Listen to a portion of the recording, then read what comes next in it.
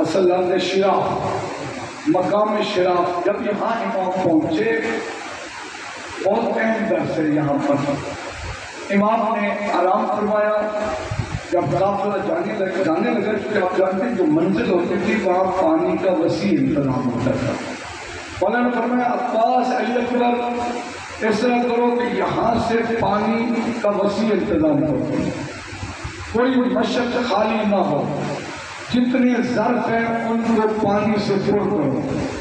تو آگے مولا ہمیں تو اتنا پانی نہیں چاہیے، آگے ایک منزل ہے وہاں پر پانی موجود ہے۔ وہ فرماتے ہیں میں امام ہوں، میں جانتا ہوں کیا ہونے والا ہے۔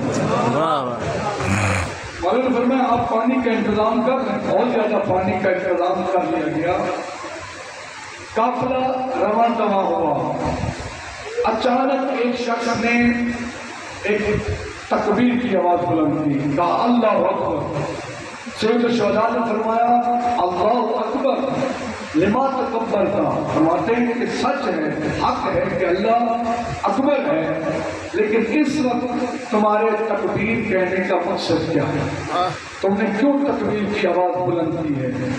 کہتے مولا میں دور سے دیکھ رہا ہوں، مجھے کچھ درخت، کھجور کے درخت نظر آ رہے ہیں، لگتا ہے کوئی آبادی ہے۔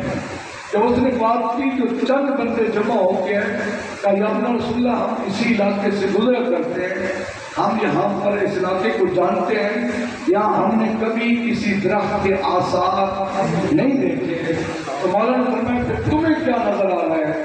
انہوں نے کہا ہمیں گھوڑوں کی کنوپیاں نظر آ رہی ہیں، یہ چند گھوڑے ہیں، پورا قافلہ ہے، پوری فوج نظر آ رہی ہے، گھوڑوں پر کنوپیاں ہیں، اور لگتا ہے کہ کوئی نہ کوئی قافلہ آ رہا ہے۔ امام علیہ السلام نے فرمایا مجھے بھی یہی نظر آ رہا ہے۔ اچھا جب تھوڑے سے قریب ہوئے تو پتہ چلا دشمن کی فوج آ رہی ہے۔